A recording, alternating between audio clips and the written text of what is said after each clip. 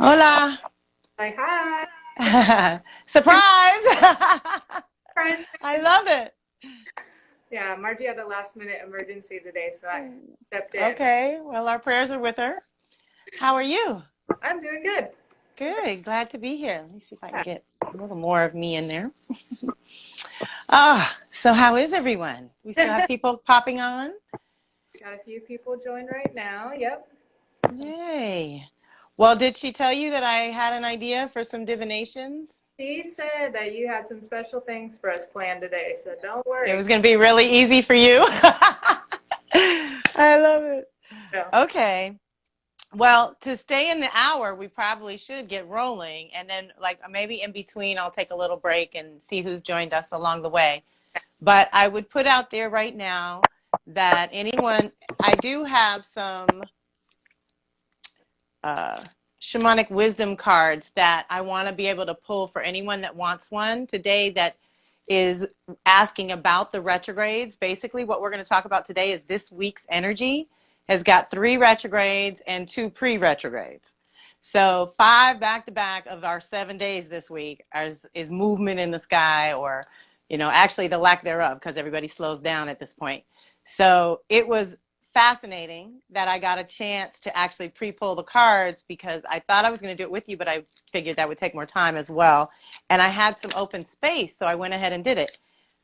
Oh. Unbelievable. So we're gonna do 5 cards, for one for everything we got to talk about for this week. So it's applicable for this week, but if you should hear this after the fact, it's still guidance for basically the next 4 to 6 months as well. And so it's something to just keep in mind, because this week Saturn and Jupiter are the big boys going backwards, and they'll be several months. And Venus will go backwards, and it's just, she's spending the whole 4 months of April to August in Gemini. So it's going to start changing by the end of this year vibrationally. Like, we're all going to be able to feel the shift. Our goal here in this circle is to give you some tools and some understanding about the energies and what's supported, so that you're making choices based on the energy that's supported for you, and not kind of pushing the river or going against the currents and wearing yourself out when you really need your resources and your energy and all that. So I did an overall for the summer retrogrades I Ching. And I love Stephen Karcher's total I Ching. It's called Myths for Change. It's a very pretty but very well-worn book. And this was very interesting based on the fact that we have been in quarantine. People have been under some form of lockdown. It is different for, different parts of the country that are going through it in different ways. And y'all, I can't make this up. And so for those of you who don't know anything about the I Ching, it's what's called a conduct oracle. It has 64 possible answers. It's basically denominations of 8 that we get into. So for my numbers people, it's an 8 game kind of thing. It's an ancient Eastern philosophy, that they've been on it forever, but there's different versions. It's one of those, like the Bhagavad Gita, there's people that have interpreted it over and over. So I found some feminine ones that I really love, and there's some hardcore patriarchal, Eastern ones. But this Stephen Karcher, I just love, because I sort of consider myself the shaman and the scholar. And that's what he breaks down in this book, is our little interpretation through those filters, through those lenses. So I like that for us. Go ahead, baby. Perfect. Perfect. Yay. So our guidance in general for the summer retrogrades, because there's several planets going backwards now, and it's just going to kind of be back to back. This is exactly when, after everything we've been through, you would think we would be moving forward and getting to do some other things because of that, but that's not the case. And the what we pulled today is going to support that and give you some actual direction, like what you can do between now and forward movement. How are you feeling? Are you okay? I'm feeling the slowing down of everything, and like, Okay. And yes. is that a good thing for you? Well, it's time to. The slowing down feels like pause to be like, okay, reorientate. What is the direction you want to go? Exactly. Because now we need to choose, everyone. Because if you don't choose, it'll be forced upon you. So definitely try to be cultivating your plan for post lockdown.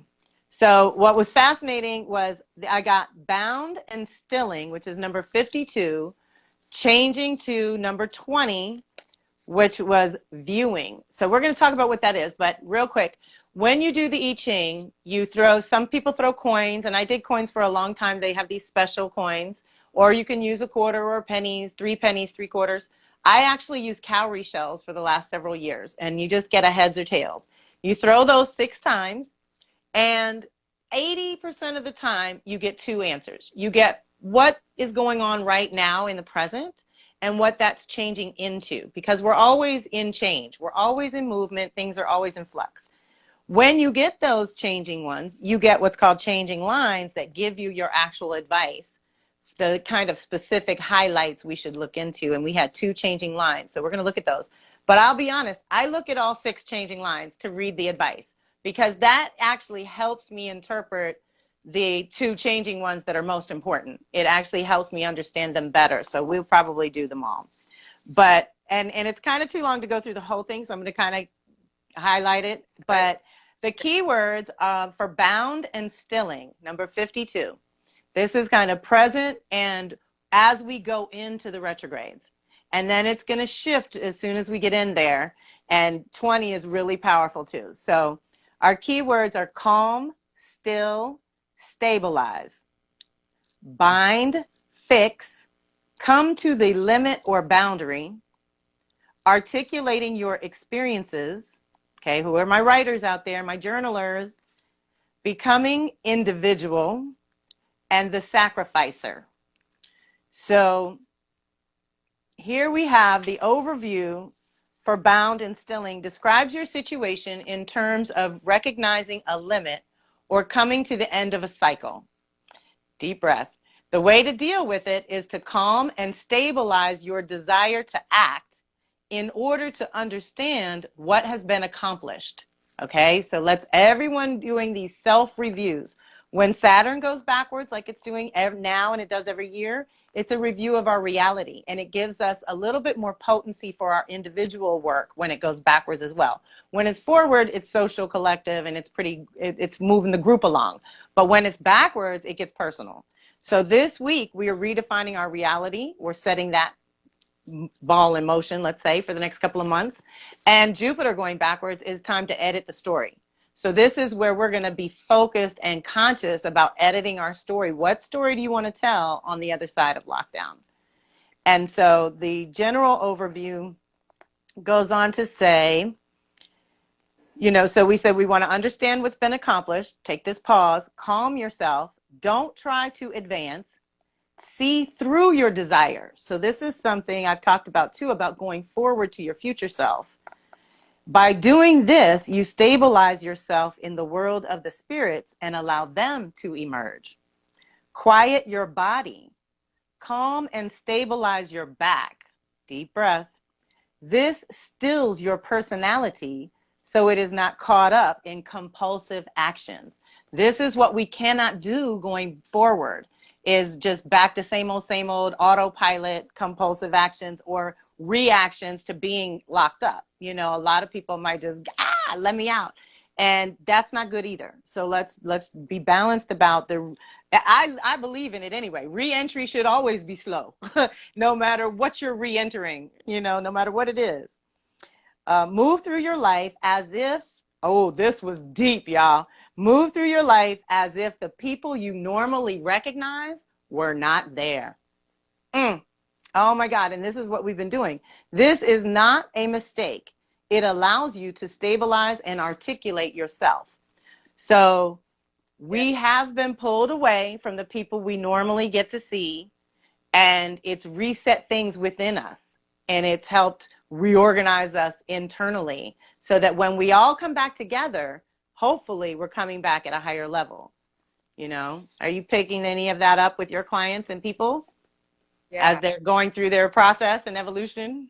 Yeah, that's a good how that's phrased of as if the people we recognize are not there, and that's the surreal. Move. Right. Just move through. What do you need? What do you want? And I'm sorry, y'all, I believe in helping the world too, but this zone right here, this circle and the space that we have is for you, the individual. That's my big thing. That's my rah-rah. And my soapbox is, if the individuals get it together, the globe will be okay. So I really like helping you all as individuals. So then, like I said, we have a scholar. The scholar says, you can't stir things up forever. Recognizing this limit releases you from compulsive action. Deep breath. You must also stop that, like basically stirring things up, always having to be on the go, go, go, go, go, go. Bound means stopping. Think over things deeply and don't leave your current situation. Stopping means stabilizing. When the time comes to an end, stop. When the time moves, move. Deep breath, okay? Stir things up or quiet things down without letting go of the right time to move. Then your way will shine brightly. Bound means stopping yourself. Stopping means staying in your place. What is above and what is below in this situation are connected only through antagonism. Deep breath. So it's like, to push the river right now and try to jump back out there or try to do whatever it is we've been wanting to do is not going to work at this moment. That doesn't mean it won't work eventually. Don't get your personality entangled in things. Wait, I skipped something. Bear with me. What is above and below? Okay. They do not meet and associate. So that's what's happening. This inner-outer alignment that we're all getting reset right now is helping you find yourself. Now, some people don't like what they're finding, and I get that. But all that is doing is really shining a light on exactly where you need to start. That's basically it. It's helping you. It's your higher self saying, you finally got this pocket of time to think about me and talk to me and look in the mirror and figure this out. And you're not even doing that now. So when are we ever going to do it? If not now, when? So take advantage of whatever is being highlighted. We just came out of full moon, lighting things up in Scorpio on the soul level of what we can't avoid anymore. We can't delay or detour or deny. And it's all good. It's not necessarily a bad thing. It's about getting present and then using your power and whatever energy and resources you have to make choices here and now, or when the time comes. That's the other thing about intuiting the right timing for action. And that's different for every individual. That's why I said there's no blanket rule. I can't say we can all go out to play in August. You know, I can't say that because we don't know what we're doing. It's every day, day by day. So this was interesting because they followed up on that last line. When we don't get our personality entangled in things, and by moving through your life as if people were not there, you will free yourself from error and make no further mistakes. So that's the other reason, like, let's just baseline here. Let's just pause for the cause. And the shaman says the ideal realizing person reflects this by staying within and pondering his own nature and the nature of fate and the nature of spirit. So this is what we're supposed to be contemplating: our own nature, probably Mother Nature, and nature of fate, nature of spirit. Work through joyous words to bring spirit to expression. So we have to stay positive even when we feel like doo-doo. You know, when it doesn't seem like it's going to really work, you have to ask, how is this perfect? What is this good for? Or what is the universe really trying to show me? And what's the lesson and purpose? Always gets me out of good and bad. You know, I don't want to think about it as good, bad, right, or wrong, you know. So then we have the shaman and the scholar. So we have the changing lines. And this is where we get our advice. So our changing lines were number 3 and 5. But I'm just going to go through them the way they do them. They start at 6 and go down to 1 in the I Ching. So the first line of advice says, not letting go of what is correct. When an impulse to action comes, try to hold back before it leads you into compulsive entanglements. This is not a mistake. It can change your whole life for the better. The direction says, beautify things, release tensions. The situation is already changing. So see how those are still good things to consider, even though that wasn't our changing line.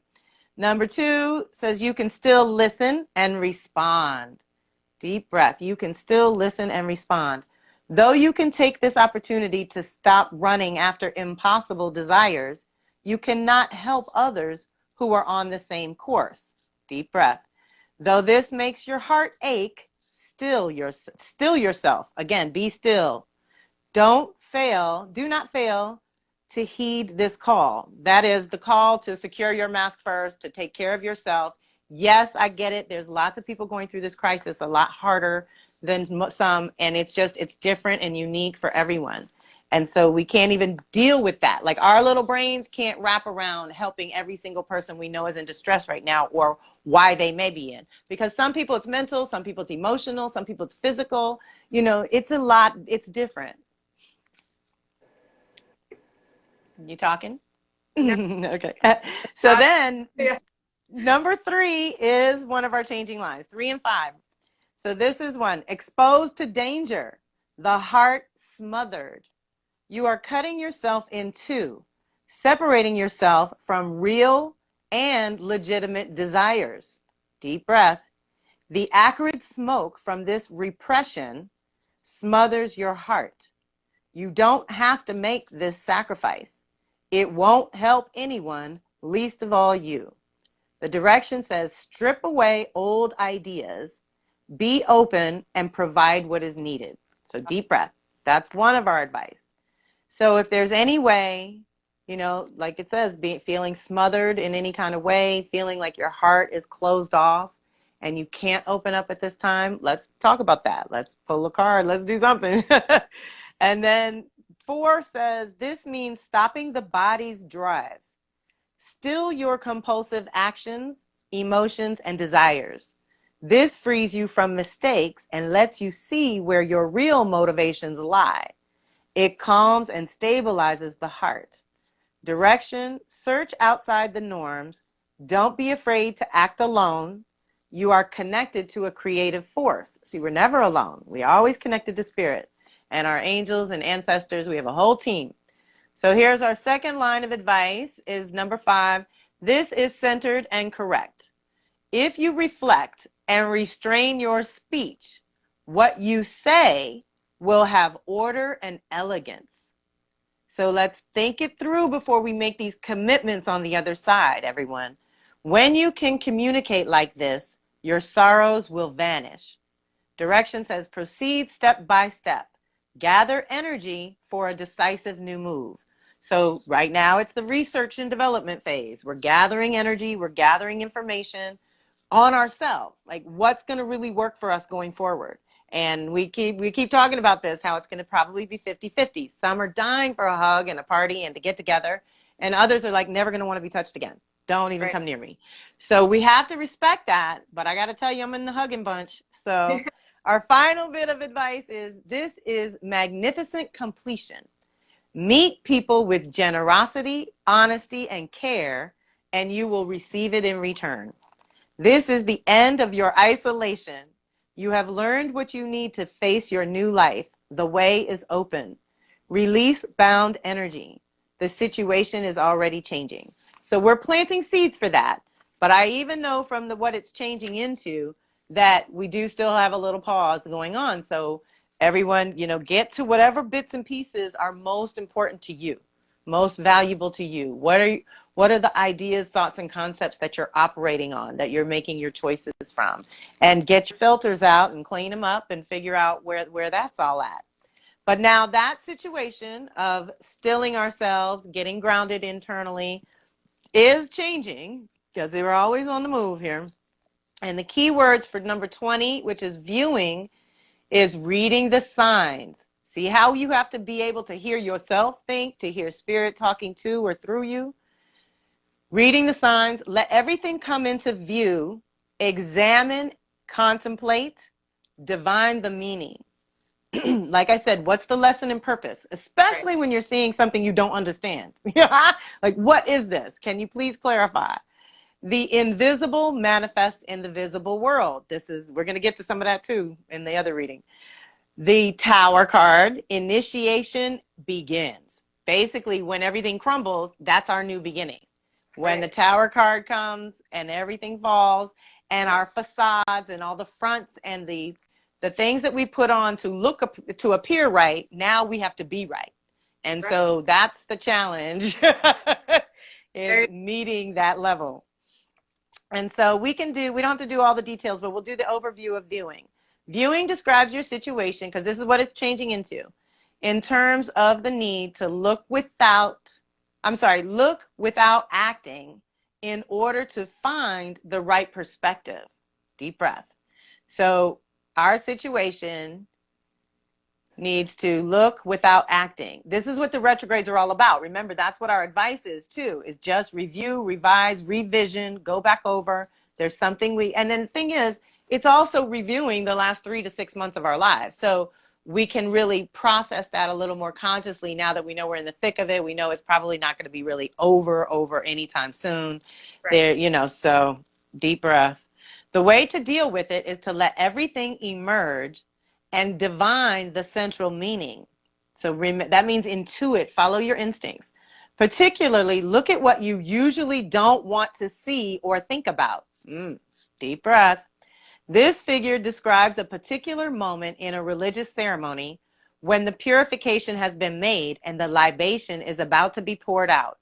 Have confidence. Examining things will bring you the insight you need.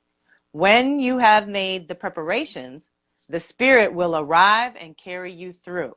So we talk about this a lot, is do the work, show up, clear the debris, simplify things, and spirit's gonna put the opportunities in front of you. I mean, and this is like, you take 1 or 2 steps, spirit carries you 3 or 4. That's how that works. That's why that quote I love, I'm always spouting off as at the moment of commitment. The universe conspires to assist you because they know you want it. They know you're dedicated and you're committed. And then all of a sudden support comes out of nowhere that you weren't even expecting. So let's be brave. Now, I actually use the pendulum to figure out which cards to use. And so for those of you who have gotten an Astro Tarot reading with me, I'm using the Mythic Tarot, which is by Juliet Sharman Burke and Liz Green. And we love them because they combine psychology and mythology. So the language is usually pretty resonant, whether you remember your Greek mythology or not. And sometimes I can't pronounce the name, so I'll just make one up, but we'll be all right. We actually got some really interesting major ones. I need to clear my throat, though. Give me a second here.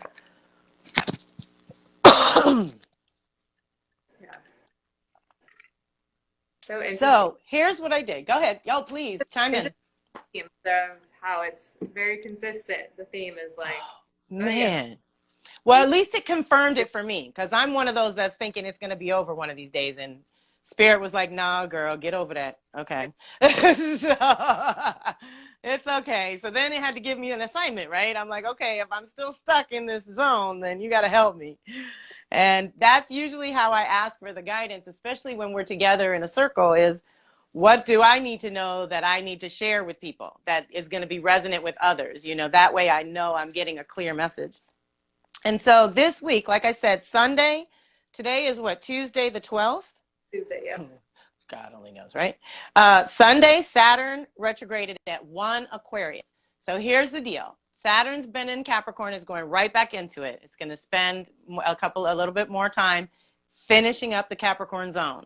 So this retrograde is the overlap, but it's all about that 1 degree of Aquarius. So it's humanity again. It's our forward thinking. It's our progressive thinking that we want to consider in our reality, in our definitions, in dealing with Saturn, and what is your lesson this time, and what is your purpose going forward. So what's the lesson of the slowdown, but what's the purpose when we do finally go back forward again? And so what I thought was really interesting is I pulled the Justice card for this, and it was guidance for Saturn retrograde. So like I said, this is all about redefining your reality at this time, the year 2020, because it retrogrades every year. So this is just for now. And like I said, maybe for the rest of the year, this guidance will be useful and relevant to just reflect on a couple times here and there when you start to remember things we talked about and what's come up for you along the way. Because I do get notes, and I thank you and I welcome everyone to write me notes about how these things unfold for you, because they are getting their special message. And that's what I tell people is, even though I pulled the cards or whatever, there's something in here for everyone. And you're going to know better than I do. You're going to hear the message that's just for you. And that's your takeaway. You can let go of the rest. And These are so powerful for everything we're going to have to sort of just give it to your team. If it's too much to think about, 5 things this week, you know, then just give it to your team and tell them to help you focus on the one that's most important for you. And so what I was thinking is we're holding this vision of what needs to be rearranged in terms of our fundamentals and our own personal definitions. And then how does that play out going forward for humanity in general? Like, what's our piece, our contribution to the big thing? And we got justice. So justice is Athena, who is also known as Pallas in our mythology. And on an inner level, Athena, the goddess of justice, is an image of the uniquely human faculty of reflective judgment and rational thought. Deep breath. So ultimately, that's our goal with Saturn in Aquarius, first time in 28 years, to access that rational thought and reflective judgment. Not snap judgment, not prejudgment, reflective, pause, think about it.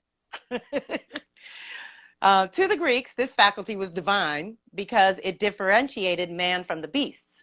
Thus, they pictured Athena born from the head of great Zeus, uncontaminated by a real mother, who might link her with the physical, instinctual world, which we share with the animals. Deep breath.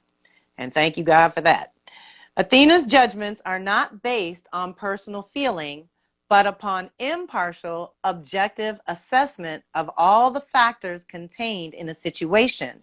So deep breath. Everyone's individual reality, then our social reality, our collective reality, because we're contributing to that with our own choices.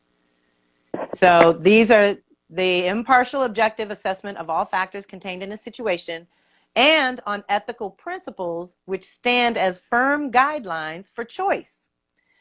Athena's chastity may be taken as a symbol of the intactness and purity of this reflective faculty, which is not influenced by personal desire.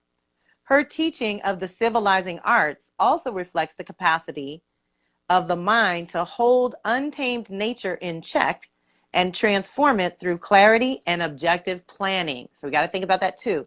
And we have to be objective about what we've been through and what the confinement has meant and how that redefined our terms. It redefined everything. It's just everything. Her willingness to battle for principles rather than passions springs from the mind's capacity to make choices based upon reflection, holding the instincts in control. The card of justice is the first of the 4 in the major arcana, which are traditionally called the 4 moral lessons. These are justice, temperance, strength, and the hermit. They're all concerned with the development of those individual faculties necessary for us to function effectively in life. They all contribute to what psychology calls the formation of the ego, which means the sense of I am that each of us must have in order to experience a sense of worth and value in life. Deep breath. We're getting reconnected with the inner I am. And what is your purpose here? Why are you here?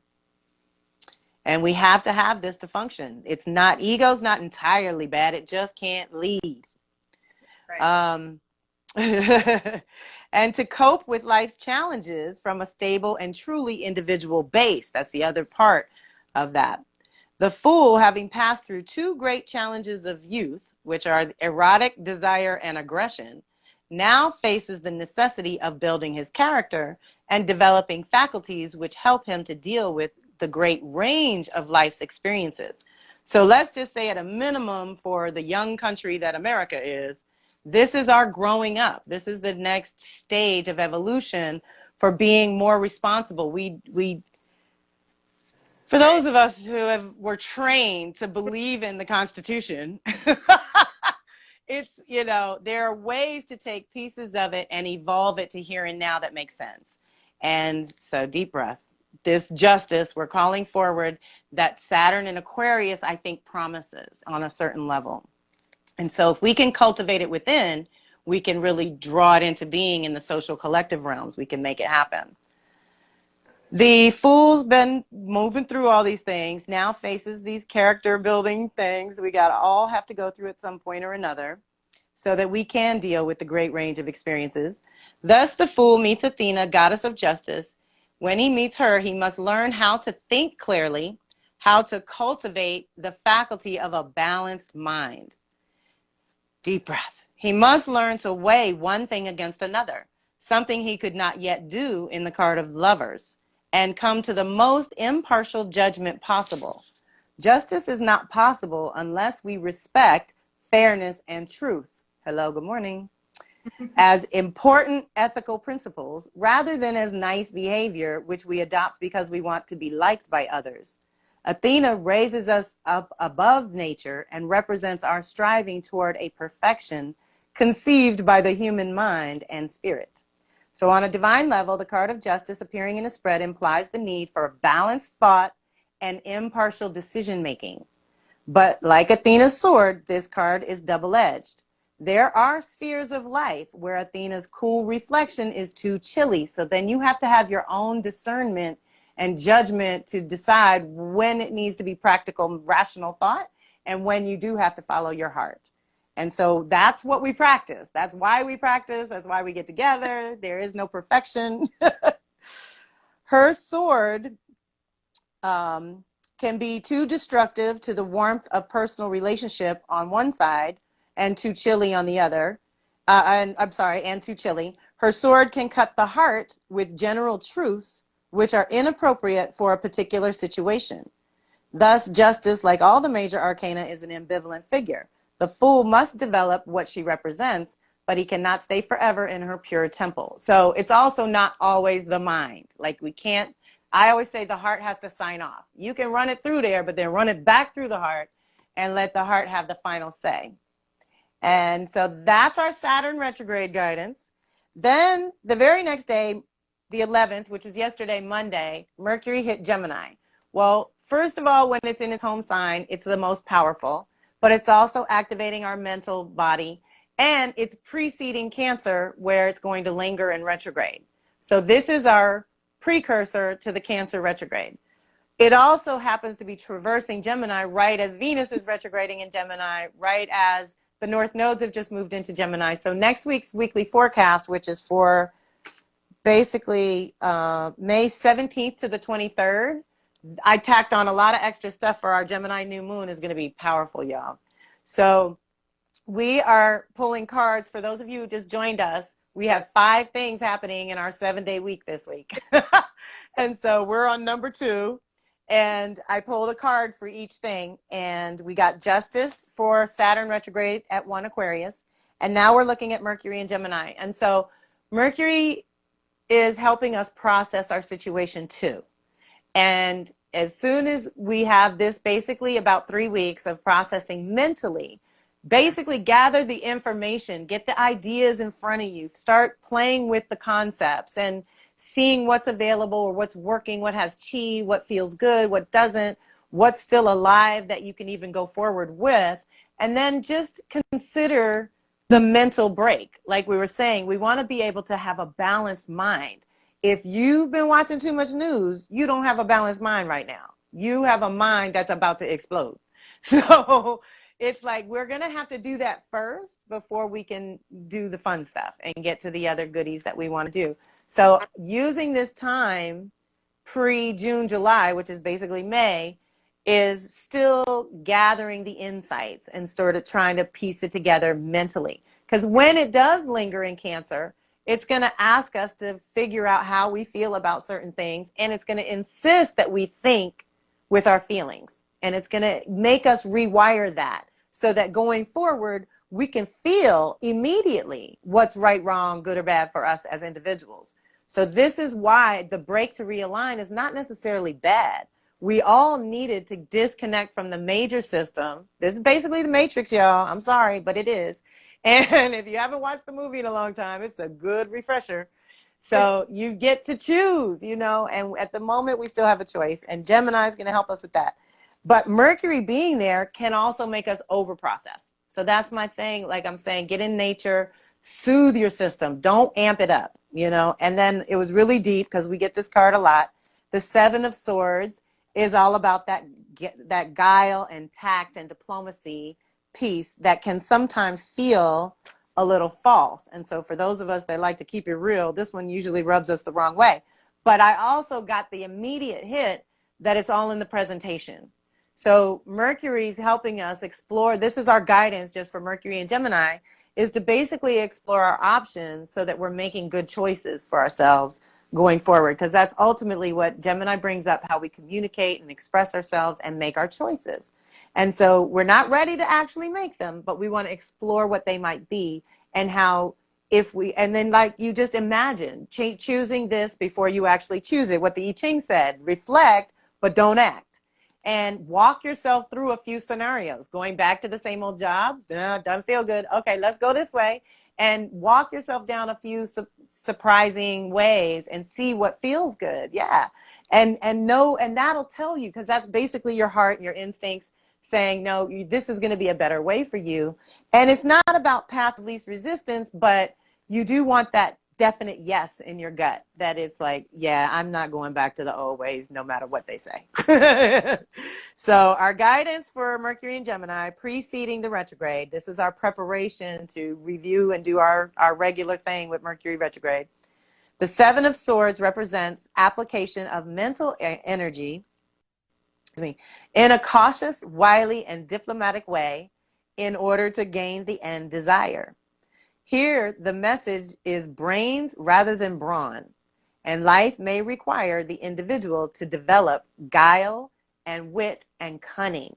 So again, with thinking strategically, we also just had Pallas. Pallas is the inner strategist and helps us stay in our feminine mind, which takes into consideration all life. And so let's be mindful.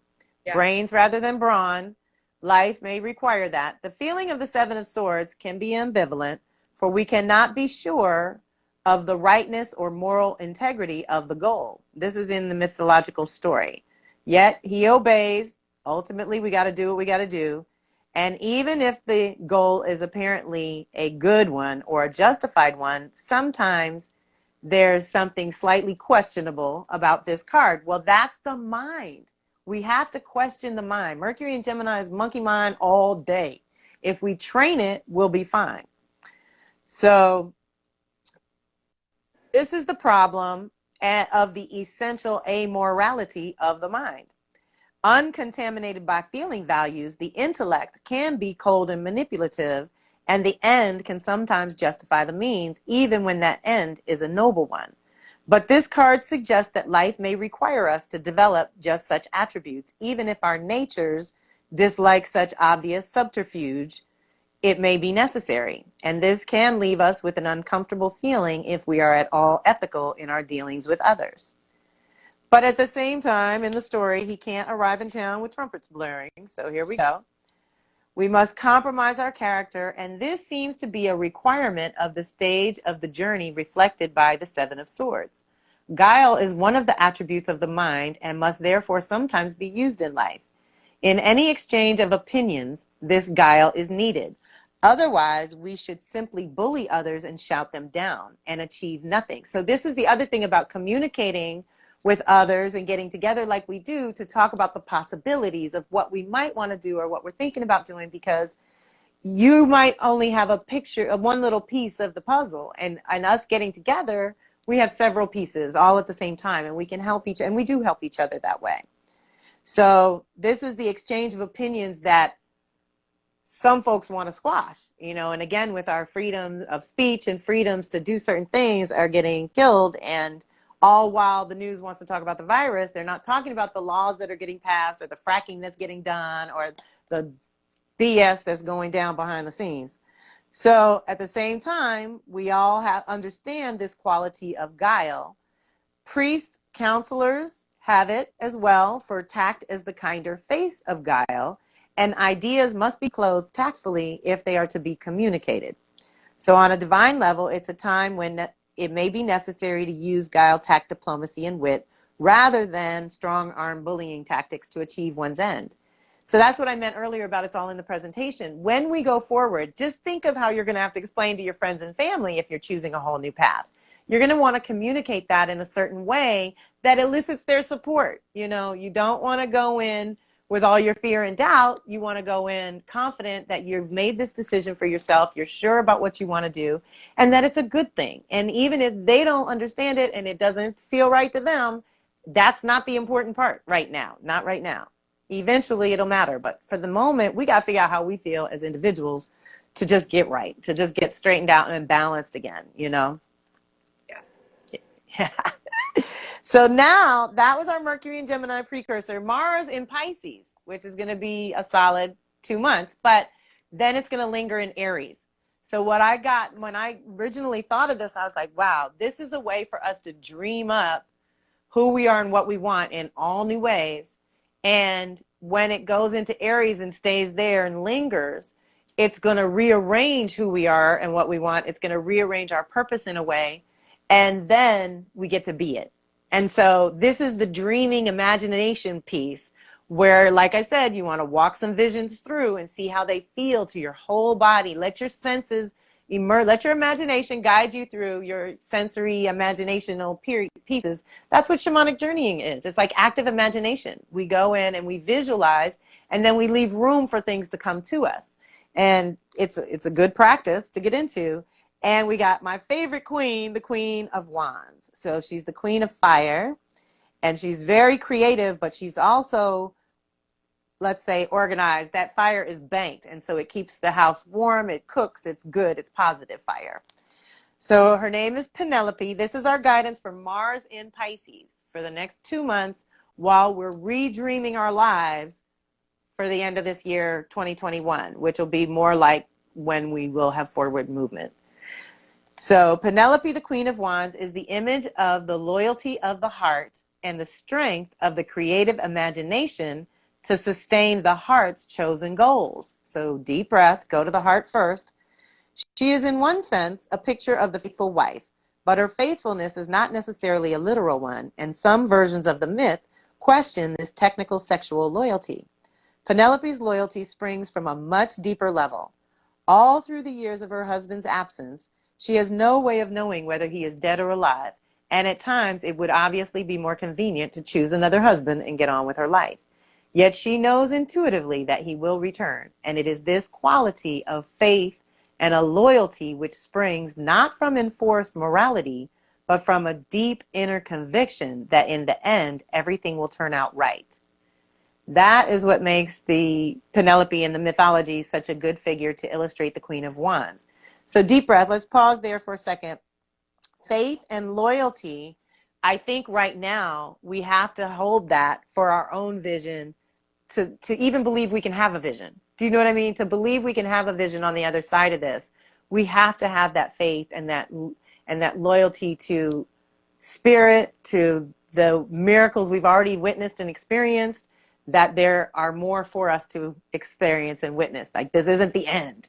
So, yeah. And then that's the funny thing is if you think it's the end, you're going to get your feelings hurt because it's not the end. It's just a different way of moving through here. And so we can all kind of claim that and plant these seeds with this active imagination piece that we can activate through Mars and Pisces over the next 2 months.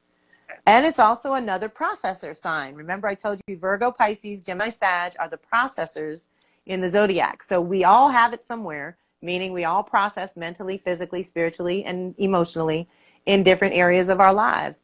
And this is another way where we're processing our emotional default settings around who we are and what we want and what our purpose might be. And how so many people who think of the people who weren't even thinking about a purpose, now they want a purpose. Then you got the people who had a purpose and they're like, oh, I need a new purpose. And that, it's just great. Purpose is up. Like, people aren't going to go back to the hamster wheel willingly or easily.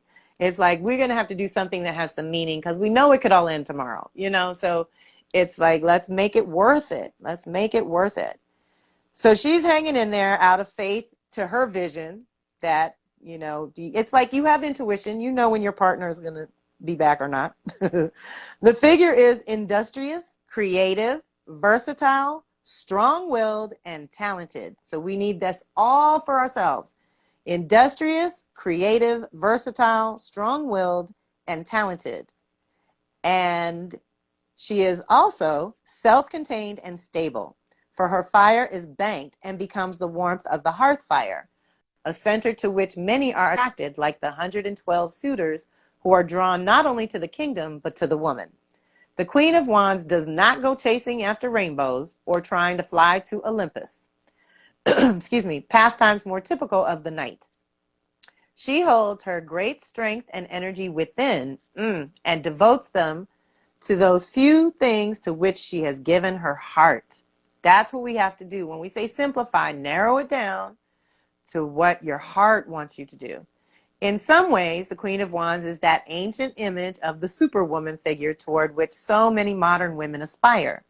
The woman who is capable of loyalty and love in relationships, excuse me, yet also has the strength, ingenuity, creativity, and tireless energy to rule her kingdom, to rule her own world in her own right, and to need no strong shoulder to lean on, nor socially acceptable label of wife to make her a worthwhile and self-confident individual. Let's all have a cup of that. Male or female. We just need that confidence, that knowing that you have the creative solutions within you somewhere, and it's just about unlocking them, activating them to come to the fore, and using your creative imagination to really dream up your new purpose. Find a need and fill it. There's something that you think you need is going to be something that other people need too. Something that you think needs to be fixed is going to be something other people want to fix too. So, you know, there is this element of build it and they will come that I do believe in because I've done it over and over. And so, excuse me, excuse me. We also had another queen, the Queen of Swords, for Venus retrograding in Gemini. So this is our fourth one, 4 of 5. Venus retrograding in Gemini is a big deal. You all have heard me talk endlessly. We got audios, we got PDFs, we got all kinds of stuff if you want to know details, if you're new to the group or just chiming in with us here. Venus retrogrades every 18 months. We do 9 months of release, 9 months of reclamation, and she rules our values and priorities and our relationships and finances. So it's the things everybody cares about. It's what we love. It's what we're passionate about. It's where our heart resides, right? So this is yet another queen guiding us in an air sign. So I thought it was interesting that I got the Queen of Air in the Queen of Swords here. So deep breath. Queen of Swords is Atlanta. The queen is an image of the aloofness and untouchability of the mind, which can hold to an ideal of perfection to the extent that all sensual concerns are excluded or devalued. The figure of the Queen of Swords is a cool one because her perfectionism and her identification with the masculine world of the mind and spirit fit her for friendship but not erotic love. I love her. Thus, the Queen of Swords is a regal and dignified figure, but also a lonely one. And this loneliness, although often born with pride and integrity, springs less from circumstances than from a reluctance to allow anything too human to mar the ideal of perfection. The idealism of the Queen of Swords is a lofty and noble one, and there is a loyalty which can withstand many of life's most difficult tests. But it is an idealism which permits no human failing. That's never going to work for us, people. There is just no perfection, only practice. All right. The myth of Atalanta may be found in many of our popular fairy tales in the image of the cool princess who demands that her suitors attempt impossible tasks in order to win her. This demand may be subtle and even unconscious, and it may drive love right out of one's life. It can also be a creative demand because it spurs both the individual and the others to become more than what they are. But it is still chill and lonely, and for no suitor or even oneself can ultimately pass the impossible test except in fairy tales. And those who identify with Atalanta in real life tend to wait forever while mortal life passes by and the water of feeling spills from the jug wasted onto the ground. Thus, the Queen of Swords, who possesses the priceless virtues of loyalty and integrity and the capacity to bear sorrow without breaking, is ultimately an image of emotional frustration and isolation because she is untouchable. Just as the King of Cups, which is basically the king of water, a feminine element, is an ambivalent figure because of the masculine role of kingship sits uncomfortably beside the essentially feminine element of water. The Queen of Swords is likewise ambivalent because she's the feminine role of queenship sitting uncomfortably beside the essentially masculine element of air. The myth tells us something deep and subtle about the psychology of the Queen of Swords. For her father wished for a male child and refused to accept her value as a woman. Only when she had proven herself through a man's feat of arms did he acknowledge her. The striving toward perfection, which is expressed in the image of the Queen of Swords, is in some ways an effort to prove oneself to a father god who is ultimately always beyond one's reach. For one is never quite good enough simply because one is made of flesh. Thus the Queen of Swords will accept nothing less than perfection because she herself has been expected to be perfect and failed. Deep breath. When the Queen appears, it's time for the individual to meet this dimension of themselves, which clings unswayingly to an immovable faith in high ideals. These ideals may be noble and lofty and help to improve consciousness and the quality of life, but they may also reject life and be a defense against the fear of being human and therefore vulnerable to hurt. The individual needs to see where he or she might create problems through demanding superhuman perfection of others or oneself. If the Queen of Swords enters one's life as a strong, idealistic, aloof woman, it may be seen as a catalyst through which one discovers this aspect of oneself. So you know what was screaming at me through this is that our priorities are changing. When Venus goes backwards, it's a renewal of the values and priorities. It's no longer patriarchy's world. And so it can't be perfect. It can't be one way. It can't be blanket rules for everybody. It does not work. It's a death-oriented system. It's not sustainable. It's not even reasonable to ask us to do that. So while we can turn inward for ourselves and regroup and reclaim and redefine our terms, that's what I think this is telling us to do, to recognize that, again, with the balanced mind and rational thought, we want that. We have all this air energy coming in by 2021 that we're going to have to deal with. And so it's going to be even more important for us to really know who we are and what we want and what our values really are. What's most important to you going forward or on the other side of this? And so I think we're coming in really close here. The Magician is our last one for Jupiter and Capricorn, and I just loved it. So we're going to speed through this, and I'm so sorry we didn't get a chance. Unless you want to hop out and hop back in. I don't know. Do you have to go? I meant to ask you that ahead of time. I'm fine. If we need to go over, we can go over. I'm fine. Yeah. Okay, well, let's try to keep it here. We'll ask everybody, let me know now if you want to hop back in so that you all can get cards pulled.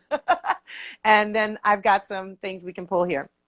But the Magician is so important for us to know for Jupiter retrograding at the end of this week. What day? Thursday. In Capricorn, we've talked about this. This is the year of miracles. And because it's in Capricorn, it can be tangible. We can get our tangible results of that. So if we understand the magicians that we are and how to work with the elements of earth, air, water, fire, putting them together to create our lives in various ways, we can do that. So on an inner level, Hermes is the magician, is our guide. This means that somewhere within us, no matter how lost or confused we might be at any point in life, there is something within which has foresight and resources which are often hidden from our consciousness, but which can divine what direction to take and what choices to make. So deep breath. There's this inner faculty, this inner part of us, the inner magician. The inner magician does not come when he is called. For Hermes is a wily and playful god and does not always respond to what we think is an important situation. He has his own ideas of what might be important. He comes in the night, often in the form of disturbing dreams or in the guise of a meeting with another person who turns out to be somehow significant or a catalyst on your journey. Or Hermes can appear as a sudden hunch or the discovery that one knows more than one thought they did. The book which is you accidentally read, or the chance visit from a friend, or any of 1,000 strange little turns of fate are the handiwork of the magician, the inner guide. In a sense, the magician is spiritual teacher and protector of the fool. Just as in the myth, the god Hermes managed to sew the unborn Dionysus into Zeus's thigh and looked after the child until he was born. Hermes, the magician, is the unconscious power within which looks after us, although we cannot see him, and which appears as though by magic at the most critical and difficult moments in life to offer guidance and wisdom. Hermes was not a god upon one we could rely on for the ordinary decisions of everyday life. He could be tricky and treacherous, and often his directions led men and women astray into the night, through convoluted paths that left the known and well-trodden landscape and took the traveler into strange and frustrating places. To follow the inner guide does not always mean making the choices which are secure and guarantee results. Often they are the opposite. But because Hermes is the master of the four elements, his wisdom can penetrate all the spheres of life: the mind, the imagination, the heart, and the body. Without him, we have no inner resources at all, but must always rely upon the direction of others, and are doomed to travel like sheep on the same worn track as everybody else.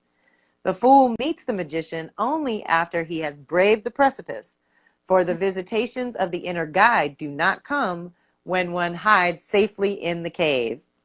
So this is what we have to do. Did I see we're hopping back on? Yes, we got 3 yeses for yes, hop back on. Okay. So if you have time, I have time.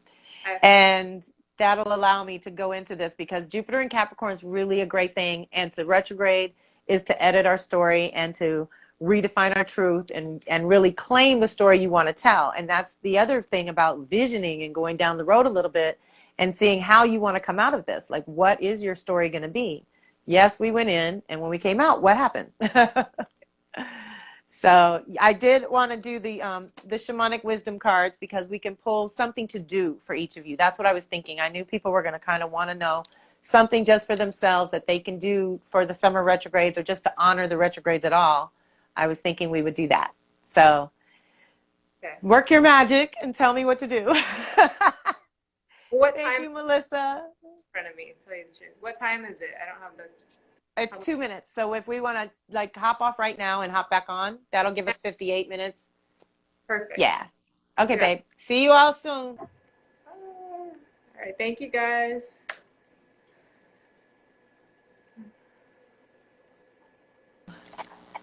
Hola. There you Thank you. Woo. All right. We haven't gone over in a while, so I guess it's okay. So, and then grabbing it after, you've got the technology that we need? Yes. Okay, thank you. So, yeah, there was a few things about the magician and Jupiter and Capricorn that I just wanted to go a little deeper into before we go on to pull cards. And so people start thinking of what you need a card for. Is that our story, the truth, what we call the truth that we want to act on and live on, and sort of Jupiter's the benefactor. So we're improving our lives somehow. And every year when it retrogrades, we get to review that and see how are we making our lives better year to year. So again, with looking at even the challenges, even the things we didn't really like or care for in terms of the last 6 months, let's look at what they were good for and really lock in on 1 or 2 things like that, because that's what's going to lead you to the miracles. That's what's going to lead you to the openings that you need, that give you the breakthroughs you need, so that you can come out of this on top and not buried or depressed or in a worse shape than when you went in. Excuse me. So the magician, again, with being tricky and treacherous and leading us off track. Think about Jupiter in those terms too. Like, what has been too much? What have you gone into excesses with that might have been, what do they call it when you're trying to deal with your nervous system? Like emotional eating, or because it's been stressful, a lot of people have fallen off various wagons, let's just say. And so that's part of it. So Jupiter going backwards might allow us to reel some things in a little bit. I think that we can call that in and claim that. But definitely rewriting the story and having a different view of it and looking at it from another angle and getting second opinions if you need it. If you can't see past your own situation and it's too dark and it's too hard, We're all, you know, Melissa helps people, Margie helps people, I help people, and we're available and willing. But I thought it was funny because Jupiter can do that. We can be shooting for this big goal, this big dream, and miss something right under our noses, right in front of our face that's a little bit more important at the time. You know, that's the other thing. We have to prioritize going back as well. There are lots of things that we're going to need and want to do, but what are the priorities? What are the 1, 2, 3s on the other side of this? So we can do that. And let me pull one for myself and I'll get the ball rolling. With the shamanic wisdom cards, it's something to do usually. So I'm thinking about the summer retrogrades and the air signs and the kind of mental rewiring that's going to go on. The access to the miracles. What could I really do that would be fun exercise that would keep me connected to my higher truth? Deep breath. Ha! Dancing the spirits. Ha ha! I love it. I love it, love it, love it. And it's so validation because this card fell out when I picked the cards up this morning and I was bringing them over here. And I was like, okay, if I get that one when I pull it, I know it's for real. Allow the power of spirit to move your body and express it as egoless, spontaneous movement. Deep breath. Turn on some music, breathe, call in spirit, and allow the movement to move you.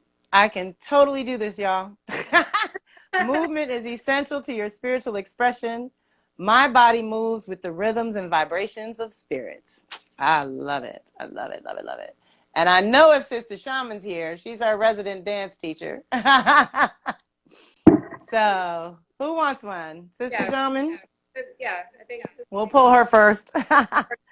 Deep breath. What do we have for Sister Shaman? I think I saw Tasha.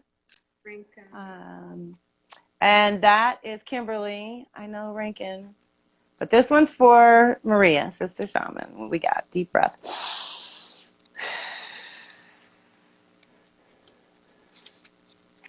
Gratitude song. This is so good. She's so beautiful. So Maria, too. Gratitude song. A song of gratitude can be sung anytime, anywhere, but particularly as part of a sacred ceremony, no matter what language in which it is sung. Also, you can go out in nature and ask your guides and the spirits of nature to teach you a gratitude song. Express your gratitude each and every day.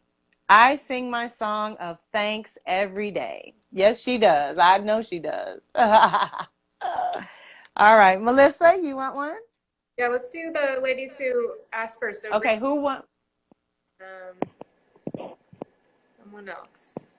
Tasha. Okay, I got Kimberly. Okay, Kimberly, I'm going in for Kimberly. I'll wait.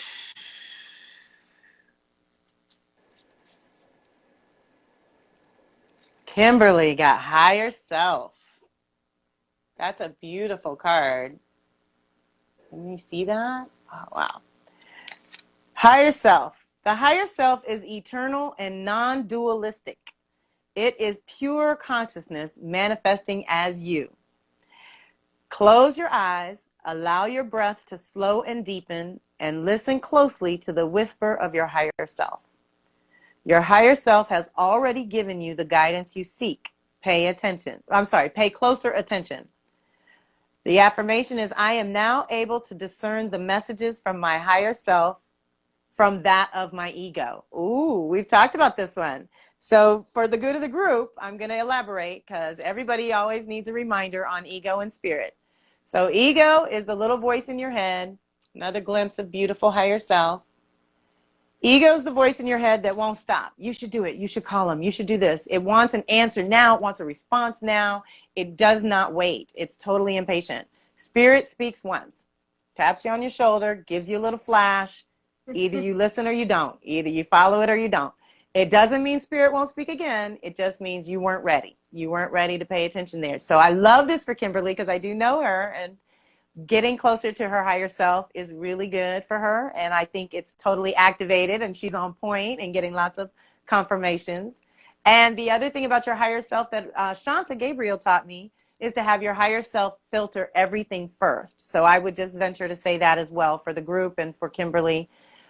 giving that to your higher self and asking that your higher self filter everything first has changed my life. And I've done it for the last 25 years I've been hanging with Shanta.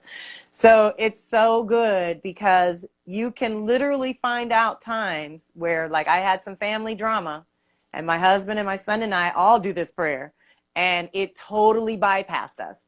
And it was so good because this particular family trauma would have traumatized my child. He has not been ready for all that drama. And so it would have really jacked him up. And I can't undo it. You know, like once you traumatize someone, you can't undo that. Then you got to work through it. So it was spirit protecting us. I mean, it was just God's grace that it bypassed us completely. And we just had to hear about it secondhand. That was, you know, we can deal with that. But when you ask your higher self to filter everything first and you lock in on that kind of in a daily ritual kind of way, it works. And then you find out later, what was going on right there? I didn't even hear it. Didn't even see it. Didn't interrupt my flow. Didn't upset my system because, you know, I'm an empath. I can feel this stuff sometimes, and most of us are. So you can't be picking up all that stuff in the street. So who else? Is Tasha back with us?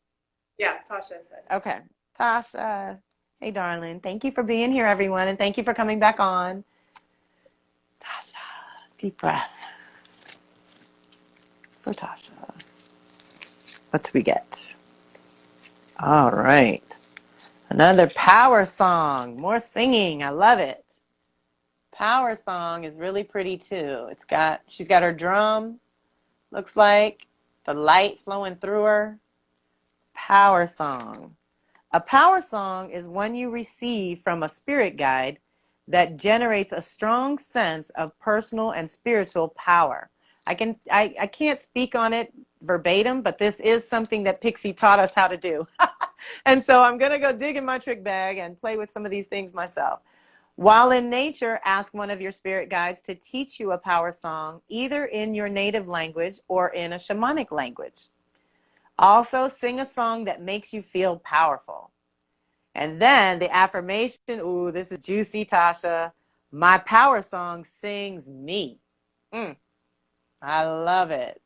And that is what Pixie taught us. It kind of comes through us and comes out. And singing just people's names is a really good prayer to offer because it takes all of any impressions or stickiness from your consciousness or your filters away. You're saying someone's name, it's totally neutral, and it just allows God to hear them, you know? So yay! Anyone else with us? I'll do one. Do one for me. Okay, Melissa. Deep breath. One for Melissa. Pachamama. Ah! She's so beautiful. That's what my necklace is today. I don't know if you all can see this. Let me get close. That's my goddess. She's my goddess. I've had her for 50 years too. So Pachamama, from traditional Incan mythology, Pachamama is the earth mother or mother nature who presides over planting and harvesting. Whether indoors or outdoors, plant something and continue to nurture its growth, acknowledging and thanking Pachamama as you do. Lie on the earth for a few minutes and feel her breathing. Okay. I love that. And I want to say that the first time I ever felt mother breathing was in the Pacific Northwest. It was out on that part of the country. And since then I felt it more, but that was it. And then also when you lie on the earth, it's free electrons. It's free things that soothe our bodies and soothe our nervous systems and help us reset ourselves. It's so good. The affirmation is, I pray that Pachamama bless every seed that I plant. And like I said, we're between the full moon and the new moon, about to be planting seeds for sure. Perfect. Cool. Boarding? What is boarding? Can you send a picture of my card? Oh, I think she wants me to text it. I got you, girl. Anyone else? Or we could pull something for our issues today. Yeah. What'd you say? Dancing and singing. So Sister Shaman. Yes, dancing and singing. So let's see if we do one for each of our little things. So Saturn retrograde. Let's see what we should do for that. Yeah. Spirit animal dance. We're still dancing and singing. I love it. Saturn's in the body. I love this. It's like, ooh, you have to see this bird above the shaman. Can you see that? Oh my God. And the bird is, oh wow. Really beautiful. Spirit animal dance. Any spirit animal you feel close to is honored when you invite them to merge with you and dance through your body. Invite your spirit animal to merge with you and allow him to move your body. My spirit animal is my spiritual ally. I allow myself to be moved and danced by. I have Ruby Red Wolf. It says insert the name of your spirit animal. So I allow myself to be moved and danced by Ruby Red Wolf. And that is beautiful for Saturn retrograde. And this is our calling in, like, again, resetting our individual fundamentals so we can call in a new vision for humanity and a new reality for our community and humans at large, basically. So for Mercury and Gemini, the monkey mind, precursor to the retrograde, what might help us navigate that better? Coco Pelli is the trickster. That's totally Mercury and Gemini. Coco Pelli is very much the trickster. This image of a humpback dancer, another dancer, depicts Coco Pelli, the fertility god whose flute playing symbolized the transition from winter to spring and the source of human conception. It's time to bring whatever creative project that has been gestating into physical form. Ooh, deep breath. So again, when Mercury's in Gemini, we're exploring the ideas. We're trying to come up with the new ideas of what we're going to do going forward. Nurture that creative pulse you are feeling into manifest form. And then the affirmation is, I now bring my creative ideas into manifest form, which is so powerful for Mercury and Gemini. That's great. Then Mars and Pisces, the active imagination. What's going to help us there? Medicine bundle. We have to heal this, y'all.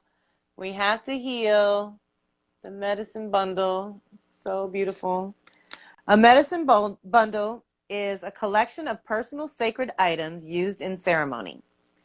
You can also create your medicine bundle by carefully choosing items to be included. Each will let you know they wanted to be included. Find at least 2 sacred items to start or add to your medicine bundle.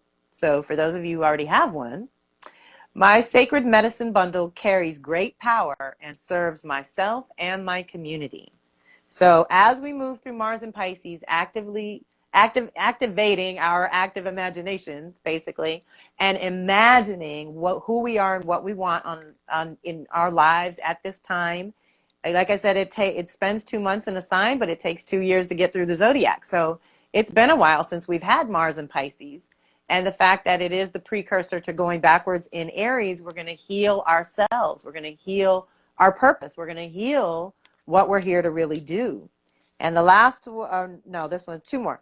Venus retrograde in Gemini. Let's see, what can we do with her? Beauty and truth. Power animal. Ooh. So we got to claim one if you don't have one. Power animal for, and this is the Venus retrograde. So again, with realigning our values and priorities in ways that keep us connected to our instincts. Like that's what a power animal tells me, is that I need to be mindful of the instincts and whatever that animal is trying to teach me at the time. A power animal is a spirit animal that provides protection and guidance and is typically with you for many years. You may also find your power animal through a shamanic power animal retrieval or from frequent visitations from a particular animal, which I do tell people, if somebody shows up all the time, whether it's seeing a picture or a dream or a real literal animal, they're trying to talk to you. Ask your power animal to reveal herself to you. And the affirmation is, I trust the protection and guidance of my power animal, which is also kind of fascinating for Venus retrograde because I did animals in the last one for the first time. And so we did work with Venus retrograde and animal spirits a lot in the last go round. So last one, everyone, and then we'll let you go. Jupiter retrograde, rewriting the story, editing, reclaiming a new truth. What can we do? Oh, wow. Shape shifting. Get ready. Okay. Wow. Powerful. Because again, Jupiter's our faith and consciousness. Again, with improving your life, making things better. It's the benefactor. It brings unexpected blessings. So we are going to have to do that going forward. We have to be better shapeshifters where it works in our favor and it allows us to navigate unusual territory. You know, that's where we're coming out. It's going to be a whole new beginning. And you might come in wanting to present yourself a certain way and it might not be effective for the situation. So you have to shapeshift right then and there. You know, as leaders of circles, we have to do that. Think of the times you've shown up to lead a group and everything you need is not there, or we don't have enough chairs, or there's not a table where there was supposed to be a table, or whatever happens in these live events. It never goes off as planned. Yeah. Exactly. So shape-shifting is a shamanic practice of mentally, emotionally, and even physically changing into another persona. So I've done that too, where we've talked about activate your twin. I'm a Cancer, so sometimes I activate my inner Capricorn so I can be more practical and not operate from that feeling zone so much. And I can see a bigger picture when I get in my Capricorn head, and it's just different. I can choose differently. Experiment with your appearance, posture, gestures, clothing, vocalizations, and attitude to take on a different expression of who you are. That's powerful. And especially for dreaming up the new story. Whatever story you want to tell, this is the kind of practice you can do going into your visualizations, you know, postures, gestures, clothing, vocalizations, like try it all. Try it all. Wear some clothing that is unusual for you and create and enact a different persona. I've tried to do this with my husband, y'all. Sorry. The affirmation is, I readily and easily shapeshift to express an entirely different me. So shape-shifting is going to be the gift of Jupiter retrograde in Capricorn because it is going to get literal. It's going to be literal in our fundamentals. We're expanding. We're doing it another way, home and work. Our fundamentals being home and work and self versus other, or the individual within the context of relationships. So all of that's been redreamed literally over the last decade. And we're starting the new decade of dreaming it up. And that's exactly what we're going to have to do, is kind of think on our feet and be able to improvise here and there and use what you've got. Oh, yeah. So, yeah. And then get your vote in for sure. And do you have any Ayurvedic support? Anything that backs up some of the stuff we've talked about already, maybe for the body, the physical body that people are working on throughout all this? Themes that you were touching on with all the cards in the beginning were exactly what we were talking about last night in our Ayurvedic. Like, you know, it's just that time to just start from where we are. Where you are. We want to go next. Like, even if, no matter where we've been, no matter what we've been through, now's the okay, what's really important? What are our values? And then rebuilding from there. I love it. And we are supported. And that's what retrogrades are for, to pull back in, like we've already been in, but now we're going to really go in for ourselves. Now it's not so much about what the world is changing or how the world is changing. It's how we're changing and what we're going to step out as going forward. So I'm excited. I kind of like new beginnings like this. I like when there's a clean slate and we have to improvise, because it does bring unusual resources out. Like things that we didn't maybe have access to because we didn't need them until now. Now we need them. Spirit usually presents what we need. So thank you, everyone, for being with us and coming back on. Kelly at karmictools.com. If we missed you. Somebody just came on. Does she want a card pulled? I can't see who it is. But thank you, everyone. Guys, yes, and we'll post the replay. We'll have it up. So yeah. And you can always write me directly. And thank you so much. I will make an effort, y'all. I just talked to Cinnamon Rose about helping me with my Instagram so I can be better. But for right now, I'm just grateful y'all come play with me. So thank you, everyone. Thank you, Kelly, so much. Peace and love. Thank you, Melissa. I'll be in touch.